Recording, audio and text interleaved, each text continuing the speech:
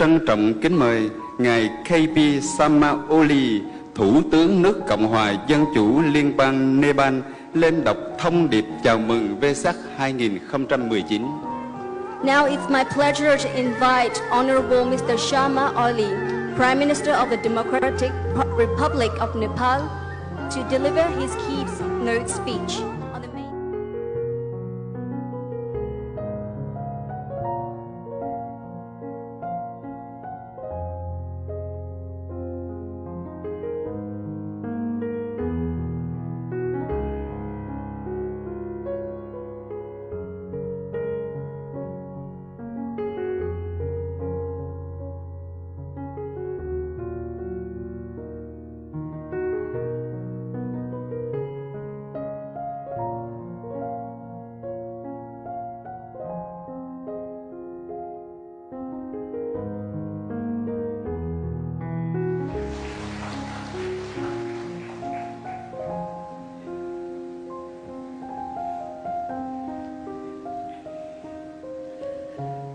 Most Venerable Dr. Gणतन, President, International Congress Day of Vesak. Most Venerable Professor Dr. Phra Brahma Pandit, President, International Council of Day of Vesak. Most Venerable Monks. His Excellency Nguyen Xuan Phuc, Prime Minister of the Socialist Republic of Vietnam. I want to chorus with you, Bhavatu Sabba Mangalam. May all be blessed to auspiciousness.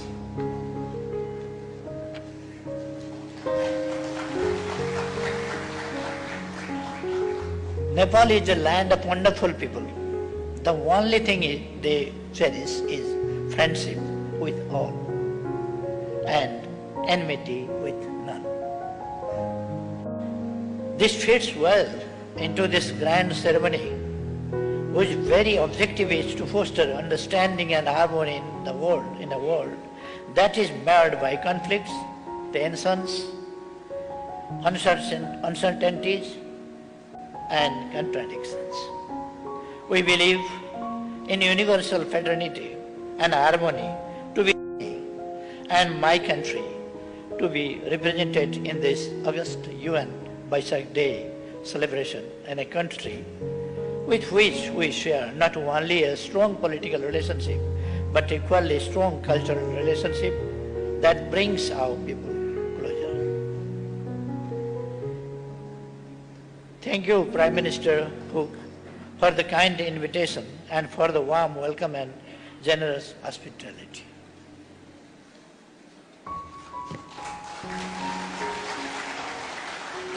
Most Venerables, Excellencies, distinguished guests and friends.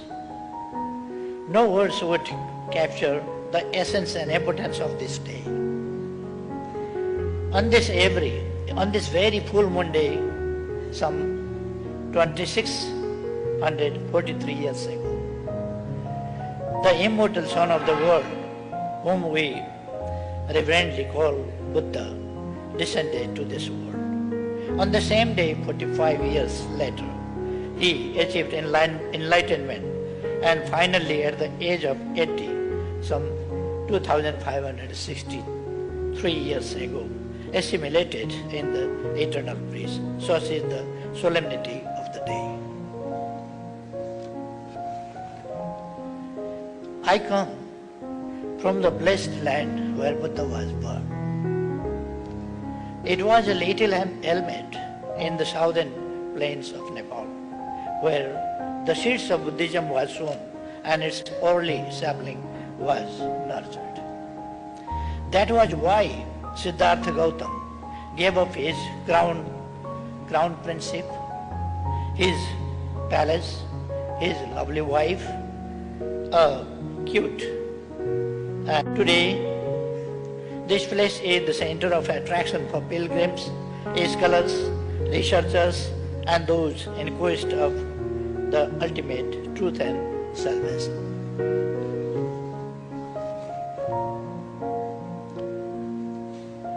Lumini is more than this. It was an integral part of Sakya Ganarajya, Sakya Republic, with its capital in Kapilvastu. It was an advanced city-state by all standards of that period. Organized in the principle of the famous philosopher Kapil invented the Sakya, known as the philosophy of numbers. As Buddhism spread to the rest of Asia and the world, transferred alongside was the vast collection of knowledge and wisdom. Many of our people follow Buddhism as their core faith, and the rest respect it as a pool of enlightened ideas and source of inspiration.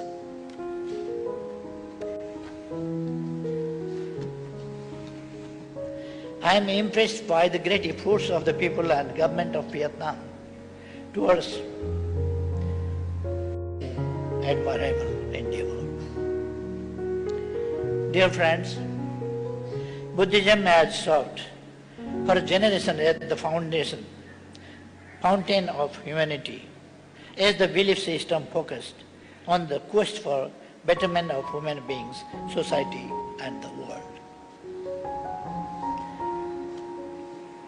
Like other belief systems, Buddhism too talks about the distinction between the worldly and the eternal, the transient and the endless.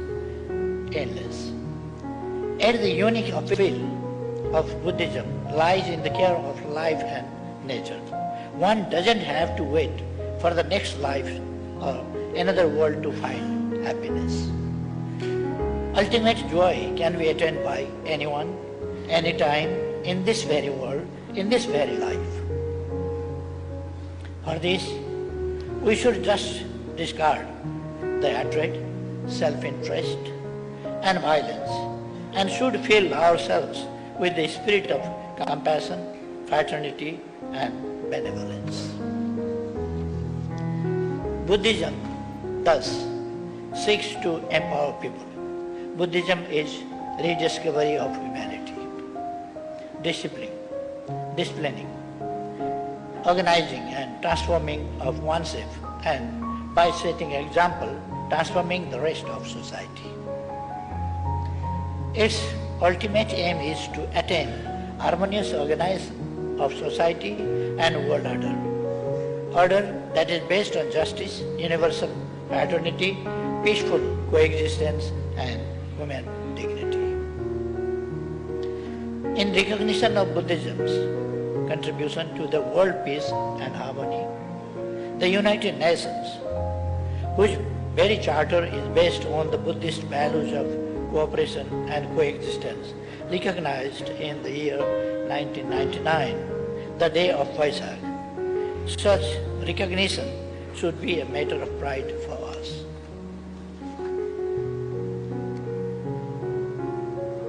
Most venerables and excellencies and dear friends. And this is why Buddhism is relevant when it comes to the question of larger global leadership today. In fact, Buddha's entire life is the testimony of lead by example. Without second thought, we can say that Buddha was a great visionary leader who inspired people to shun vices and embrace virtues. He was able to reach the people and communities with love and compassion and lead them on the path of patience and perseverance amidst adversities of all kinds. Buddha set an example that modesty and humility are the true traits of leadership, not aggregation and ego. He passed on to the succeeding leadership the cognizance of the poor, noble truths, and the noble eightfold path. Right view, right intention, right action, right effort, right speech are as much the fundamental qualities of today's leadership as they were in the past. Leadership is about having a right vision of destination for society and guiding people on right path. But it is certainly not about being swayed by popular whims and momentary delusions. It is about right intention to bring positive results and serving for larger public good, not self-gratification. It is about creating harmony in society, promoting fraternity, and treating everyone with respect and dignity. Dear friends, generosity and moral integrity are on top of all attributes of leadership that we can draw from Buddha's teachings. Speaking to his principal disciple Ananda, Buddha made it a point that leadership is self-making, self-driving, and self-motivating process. Live and let live is the core tenet of Buddhism that immensely contributed to their wider Asian values of caring, sharing, and divisive mindset that are increasingly finding space, particularly in today's political spectrum in several parts of the world. Today, society is getting more individualistic. Consumerism is overshadowing the human values of auspiciousness, and countries are becoming more inward-looking. Rhetoric of exclusion is gaining more traction than the message of inclusion. Short-term transactions are being prioritized at the cost of long-term peace, stability, and harmony in the world. Further, global geopolitics is getting fluid and full of uncertainties. The order that was created and the institutions that were built as modus operandi for countries and communities to work together are losing their hold. Existing multilateral system is under attack. Sense of shared responsibilities is dissipating. True that we live in a world today which is more prosperous than ever, wealthier than ever, yet 1/5 of its humanity still lives under abject poverty,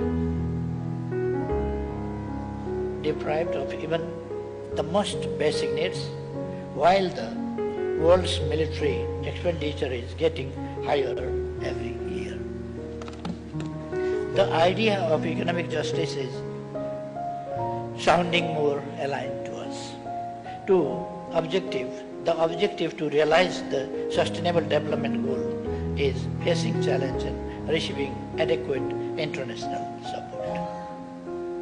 Environmental degradation goes unchecked, and the very sustainability of the world is under threat, thus questioning the very question of existentiality. Paris Agreement on climate change survives amidst an uncertain fate. Terrorism continues to threaten peace and order in societies. Amidst such disruptions, the core Asian values of universal fraternity, Vasudhaiva Kutumbakam, the world is one family, peace, coexistence, and sense of sharing become all the more relevant for today's leadership. The faithful observance of Panchashil will serve as an important guide to foster understanding and harmony. The notion of balance and middle path gains ever greater significance, notion that demands us to shun excesses, accommodate diversities, find the ground for compromises, a path that would help avoid conflicts and chaos. In our quest for peace, stability and sustainable future, pathway shown by Buddha always remains pertinent. Buddha's message emphasizes balance and equilibrium between man and nature, between material and spiritual, between the day-to-day affairs and the perpetual. Buddhism is strong against the three vices, namely ignorance or delusion, moha, greed, raga, and hatred, dvesa, which are in one way or another the main causes of the crisis the world is facing even today. A strong linkage between Buddhism and nature needs to emphasize on everything we understand by Buddhism was systematized and formulated under a Bodhi tree within the nature. Buddhism is about eschewing excessive desire, including desire for material possession. As it is often said, famines do not occur due to lack of food. It occurs when there is no justice in distribution. It occurs due to culture of amassing more than what we need. Kindness and compassion are the main virtues to make human beings happy.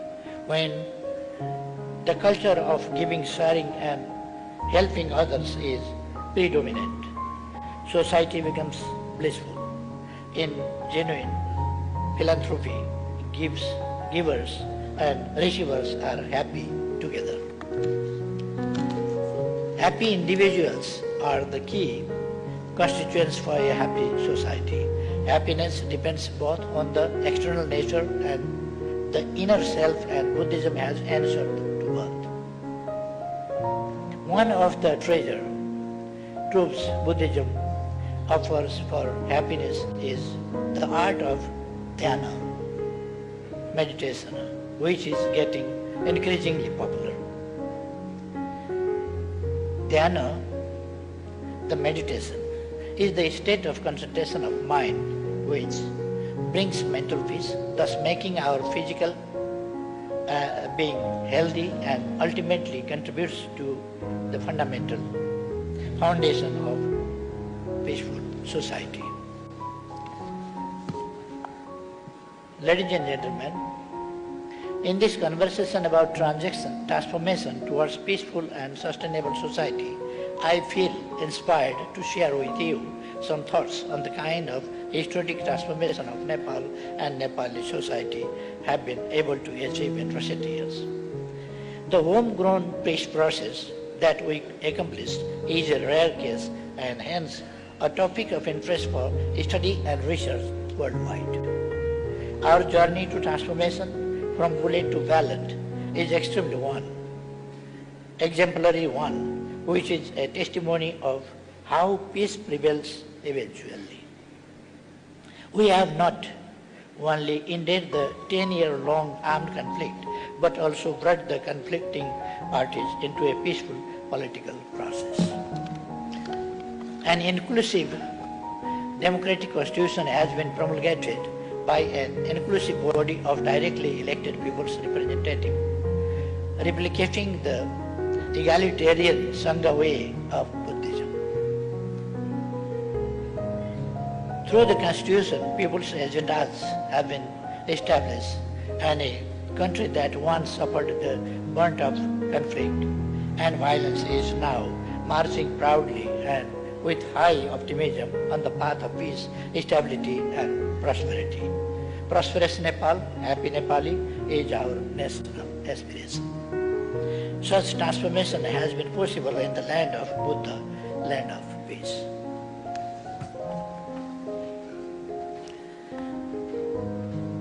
Buddha, Buddhism and Lumini are inseparable.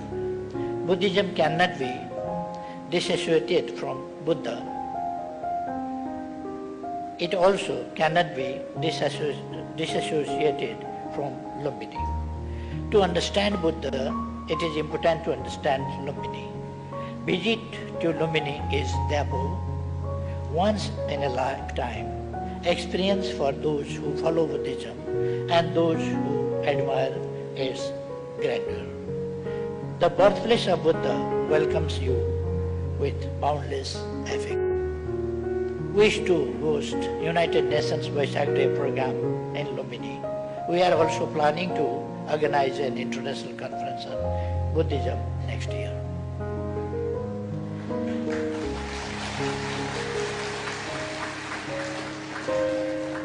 I take this opportunity to extend a cordial invitation to you all in Nepal.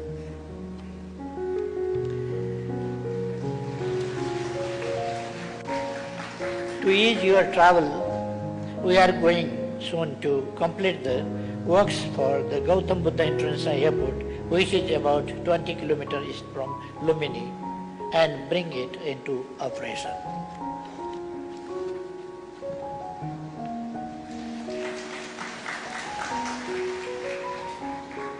Lumbini's development is in our priority. We have a plan to develop Lumbini as an international peace city and a revered place for all humanity, for all Buddhists across the world, and for those who have interest and belief in the principles led by Buddha. Finally, I wish to thank the organizers for inviting me to speak on such a solemn occasion and on such a pertinent theme. I am grateful to all of you for your presence and patience. Thank you all. Thank you everyone. Trân trọng cảm ơn Ngài Thủ tướng nước Cộng hòa Dân chủ Liên bang Nepal Sama Oli. Thank you very much, Honorable Prime Minister. Và tiếp nối chương trình là thuyết trình của Ngài Phó Tổng thống Chủ tịch Thượng viện Ấn Độ Venkaiah Naidu với chủ đề Cách tiếp cận của Phật giáo về sự lãnh đạo toàn cầu và trách nhiệm cùng chia sẻ vì một xã hội bền vững. Xin trân trọng kính mời Ngài Phó Tổng thống Chủ tịch Thượng viện Ấn Độ Venkaiah Naidu lên thuyết trình chủ đề của đại lễ. Now I would like to invite Honorable Venkaiah Naidu, Vice President, Chairman of the Council of States of India, to deliver his keynote speech.